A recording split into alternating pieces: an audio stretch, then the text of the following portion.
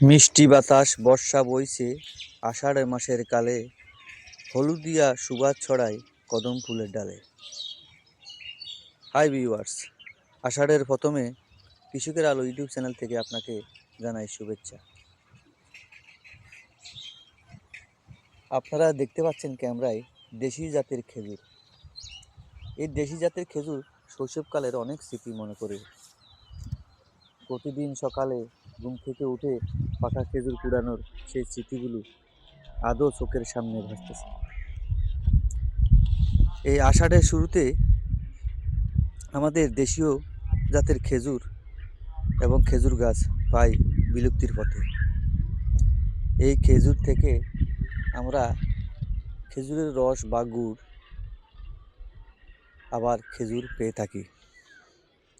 এই দেশি জাতের খেজুর অনাদরে অবহেলায় গ্রাম বাংলায় এখনও অনেক জায়গায় এটি দেখা যায়। অনেক গাছ এখন বিলুপ্তির পথে।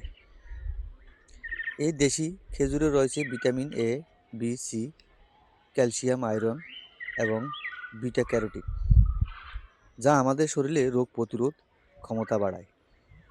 দেশীয় খেজুরে আছে প্রচুর পরিমাণে আয়রন, যা আমাদের শরীরে রক্তের হিমোগ্লোবিন বাড়ায়।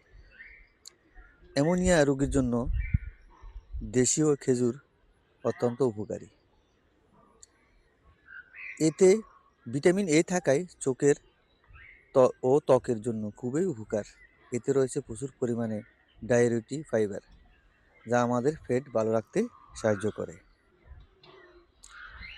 দেশি জাতের খেজুর ফুল আসে শীতের প্রথম ভাগে এবং ফুল থেকে ফল হতে পরিপক্ক হতে প্রায় সময় লাগে 4 মাস। জ্যৈষ্ঠের শেষ আষাঢ়ের প্রথম ভাগে সবুজ থেকে হলুদ হয়ে থাকে এই দেশি জাতের খেজুর।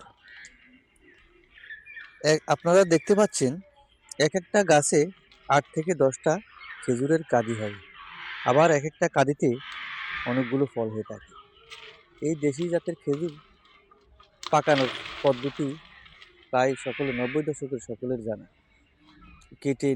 কাঁদিগুলা কেটে নিয়ে এসে 24 ঘন্টা পানিতে ভিজিয়ে রাখা হয়। তার পরবর্তীতে এই দেশি জাতের খেজুর বর্ণও পরিবর্তন হয়, লাল বর্ণের হয়ে যায় এবং নরমও হয়ে যায়।